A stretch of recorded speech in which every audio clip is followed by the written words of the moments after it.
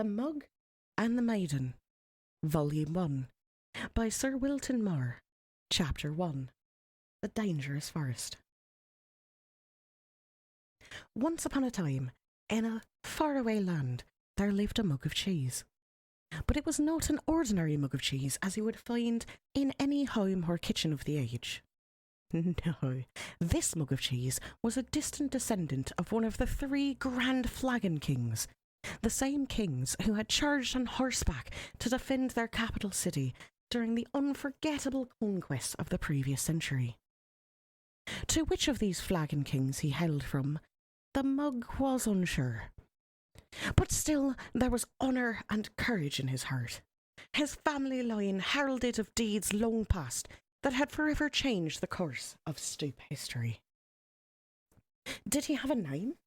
Of course, all mugs of cheese have names. This is common knowledge, just as every fruit bat is really named Stanley. The mug of cheese was named Richter the Correct. What a name! I can hear you say. Correct indeed! This mug of cheese bears no damage that I can see.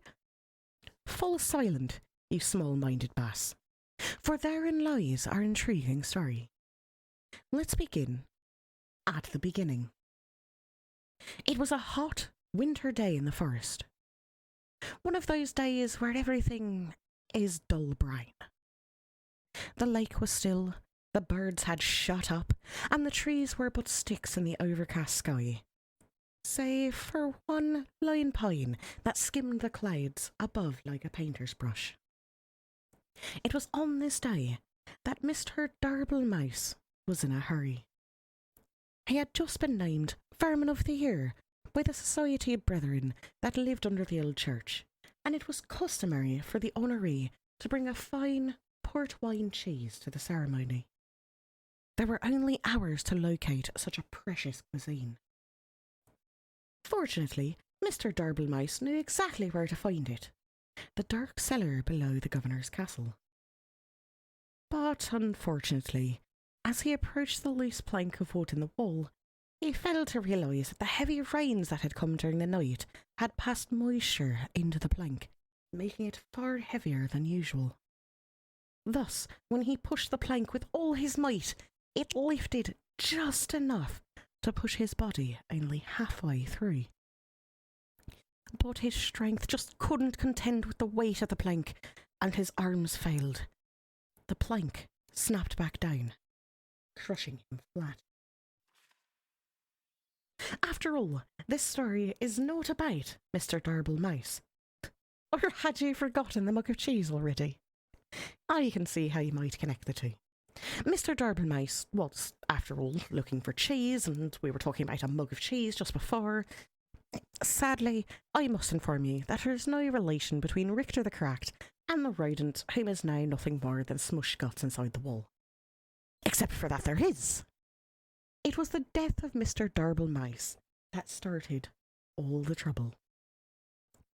You see, when things die, they tend to smell, and that's just what Mr. Darble Mouse did. But that's not all. His body, pinned between the outside and inside of the wood wall, had made a perfect passage for the hot winter wind. The wind, therefore, carried the stench of his decaying mouse carcass deeper into the governor's home. Like a snake, twisting wisps of terror, the smell settled into a little tavern near the courtyard of the castle. Here, soldiers would spend many long hours when there was no bloodlust to soothe the battle. Strong ales and red meats filled the menu from back to front at this rustic, medieval, greasy spoon. Mostly, the customers came to look upon the barmaiden, Maxine, who was actually named Rita. Rita was, by far, the best-looking creature in all the governor's county. There was a beautiful deer woman just over the hill, but no one knew that. By day, Rita scrubbed her tavern so clean you could eat off of it, which was fortunate, as it was a place you indeed would be eating, since it was a tavern. By night, she served her customers with charm, grace, but mostly with drinks. Did I mention that Rita was married? Well, I am mentioning it now. Rita was married. Her husband's name was James. He didn't do much, until he died. The smell of Mr. Darble knocked him flat, and that, my friend, was that. Oh dear, this story has barely begun, and already we've killed 2 major characters. Needless to say, Rita was deeply distressed by the whole thing. But 20 or so minutes later, she realised she couldn't mourn forever and went to buy some cheese. Ah yes, don't worry, dear listener. This time, the mention of cheese will probably guide us to meeting our local hero of the tale. Also, this is a good time to start a new chapter.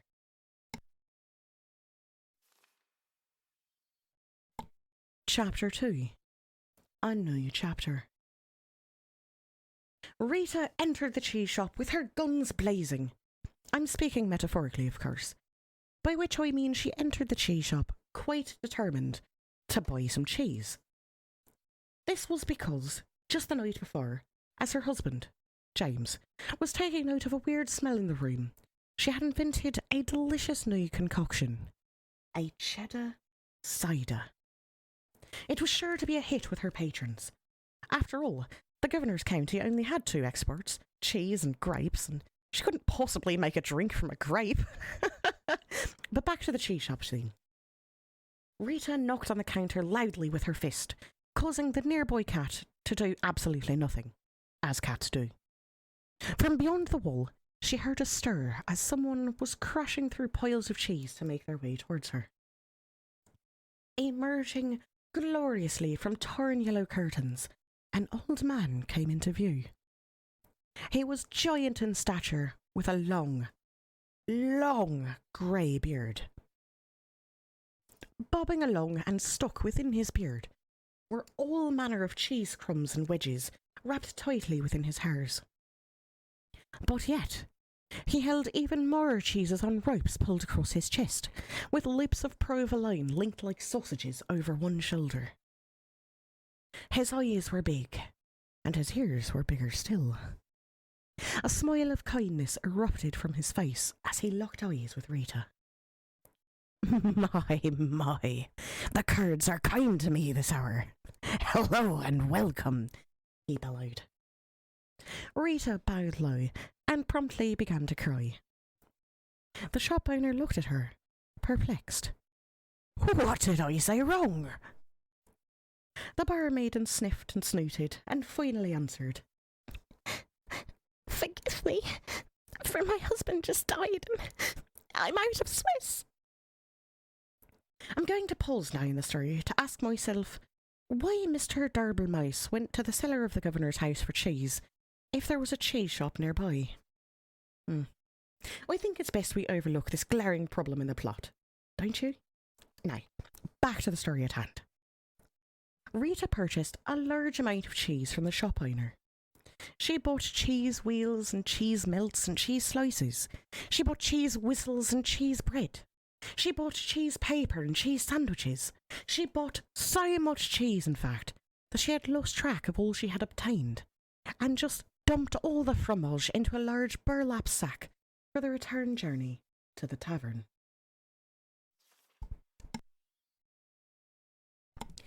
Goodbye, Rita, the shop owner called as he waved farewell. Goodbye, Daryl, she called back. His name was Murray, by the way. Overburdened by her treasures, Rita made her way home, following the main road to the castle. But, as it always happens, the road was now under repair. A man with a skinny mule was ploughing up the dirt so that he could put down new cobblestone. 4 of his associates were standing by, watching him. The job would only take a few years to finish, but Rita was in a hurry. So she followed the detour sign that told her to take a different road to her left. Unfortunately, no one could read in the governor's country, so she went right instead. This mishap took her deep into the forest, where absolutely nothing of interest happened. Except something of interest did happen. As she trotted on through the forest, her sack of cheese weighing her down, muttering complaints all the way, little did she know that danger lay just ahead. This danger was cunning and dangerous, and had one of those out-of-place eyebrow hairs that drives you nuts when you're talking to someone who has one. This danger we will call Bernard, the big ugly lizard man who wears a blue cloak. Bernard didn't often have visitors in his house. This was because he lived outside. Also, he was rather fond of human flesh, which made him very unpopular. So, obviously, you can see the drama unfolding here. The beautiful but tired Rita, huffing and puffing up the winding path as she approaches a certain doom. Bernard, watching from behind a nearby tree, licking his lips. Oh, the tension is tense, is it not? At this point in time, we must pause again to ponder all the possibilities that can happen now in our story. 2 characters have already died. Surely a third wouldn't hurt anything. Are you perhaps just listening to this story because you want to see who will get the axe next? You're a little warped, do you know that? Well then, let's see what happens next. Bernard stepped from behind his hiding place, his eyebrow hair gleaming in the fading sun. "Dear madam, why must you pass through so fast?" he called, with his eyes glimmering. "I must get home, Bernard, because, for one, it's getting late and I have customers to serve, and second, because you eat people," Rita replied. "Poppycock! Balderdash! Godswallop! I won't hear these lies against my character," he detested. "For I, Bernard, the big ugly lizard man who wears a blue cloak, have completely reformed myself." Rita squinted at him suspiciously. "You have?" Bernard put a hand to his heart. "I have. I no longer prowl or pounce. I won't attack or bounce. I will not kill or maim or tear. I won't crush or even bite you anywhere. I promise I won't devour any more." My gosh, you've become a bore. If you aren't going to be the danger in this story, that I've come all this way with 100 pounds of cheese for nothing," Rita grumbled. She boosted her sack further up on her shoulders and turned with an angry grunt. But Bernard waved after her in a panic. "Wait! It's all a ruse! I intended to eat you, dear woman! I swear it!" he cried. "It's all a trick, you see.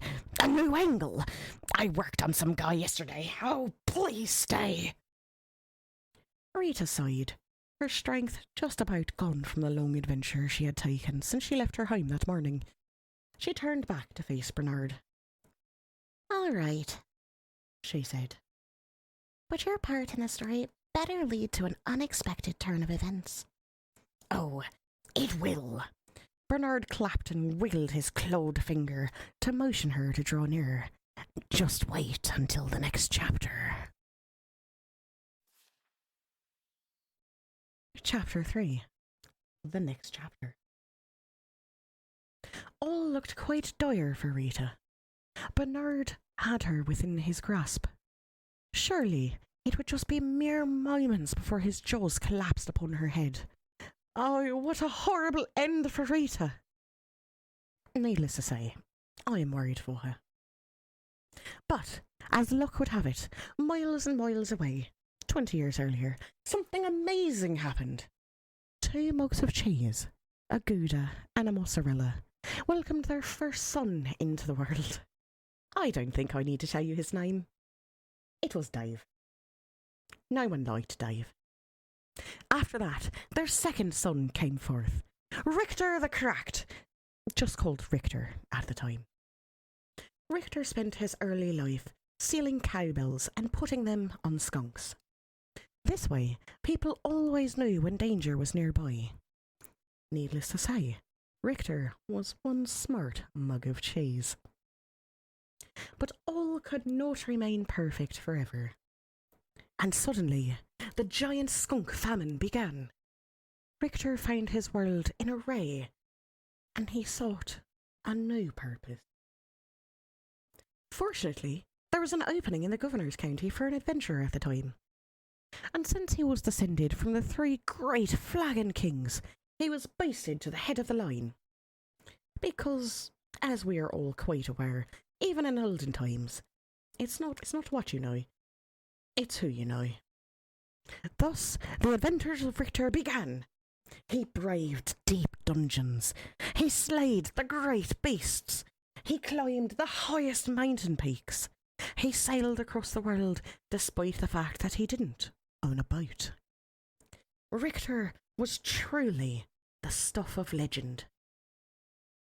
Did I mention the curse? Yes, fair listeners, there is a curse. A fiendish and terrible curse. One morning, while Richter was in the governor's county, he came upon a witch called Witch.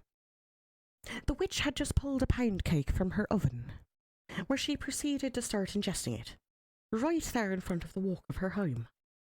At once, Richter knew this creature was pure evil. Eating cake this early in the morning, and without ice cream? This was truly a fiend that needed to be vanquished. Richter jumped her fence and pulled his sword. Would you like some pound cake? The witch offered. It looked quite delicious. Richter would not let him be seduced into early morning cake, so he approached closer with his weapon at her throat. The witch began to sweat, with a mouth full of crumbs. I also make a mean scone if you want to wait. Now, no gentleman or gentle mug could refuse a good scone. So Richter withdrew his sword and waited patiently for the witch to create these new buttery pastries. But what he didn't know was that the witch had accidentally bumped her table and added within the mixture a vial of cursed liquid. See? I told you there was a curse. You were warned. You were warned. The moment Richter ate of the scones, he fell into a deep sleep. The witch, baffled, finished her cake and proceeded to get a civil service job in a nearby town. As the years rolled by, all that remained of the witch's house was carried off by elves, and her garden became overgrown. This left only Richter, asleep in the forest, with no end to his dreaming in sight. But the story, thankfully, does not end here. For, as luck would have it, a giant man covered in cheese, with big eyes and big ears, wandered past the sleeping mug. In case you've forgotten, this was the cheese shop owner, Murray, sometimes called Bill.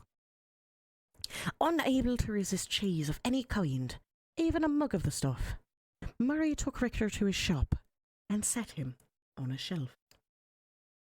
Here, Richter sat for many years until this very fateful day. You see, in Rita's haste to gather up all the cheese she had purchased, she had swept a few things that did not belong to her into the sack as well. These items included the cat on the counter, a personalised pen, Mary's cash box. I suspect she'll be hearing about that one eventually. And last but not least, Richter himself, still deeply asleep. So now that our two stories have come together, let's discover what happened next to Rita and Victor in the Climax chapter. Chapter 4. The Climax chapter. It was the same hot winter day in the forest, and Mrs. Darble Mice was finally starting to get concerned. Just down the road, Rita was being drawn towards an almost certainly bloody and horrific end to her life. Bernard was just moments from taking her within his lizard paws, and mere hours from trimming his eyebrows. Rita stood her ground. She was no damsel in distress, but simply a person who was pretty darn tired at this point. She pulled the burlap sack of cheese from her body and swung it hard with every last bit of strength she had left in her. An ear-splitting crack broke through the silent trees as the bag made contact with Bernard's shocked face. His teeth flew in all directions, falling like pebbles to the ground. His eyeballs dislodged and rolled into a nearby stream. His jawbone turned completely around and planted itself in the back of his head. Bernard ran screaming into the woods, never to be seen again this week. His cries faded, and the forest once again fell soft and quiet. A cow walked by. Rita, still standing with her sack outstretched in her arms, stood wide-eyed at what had just happened. Surely, no cheese in her bag was hard enough for that kind of impact. As she placed her burlap sack upon the dirt and peeled it open, she was amazed to find Richter, the mug of cheese, inside and looking quite dazed. He had awakened, and the curse was finally lifted. Somewhere behind a desk, the witch looked up and nodded with a smile. But oh, dear listener, look! Look what now happened to his mug body. A giant and elegant crack. The very mark of a warrior. His hero's journey was finally complete. Richter the Cracked had emerged. Yes, it is true that Richter didn't really do anything important in the attack on Bernard. Just by Richter being where he was at the perfect time, he had saved Rita. The fates were with them. Richter and Rita talked and laughed and ate cheese until the sun went down. Finally, they packed up their picnic and headed back to the tavern, where they were met with cheers of excitement. This is mostly because the guys had found out that Rita was now single. As the night wore on into the early morning hours, the tavern remained alive in the castle courtyard, with singing and dancing and cheddar cider.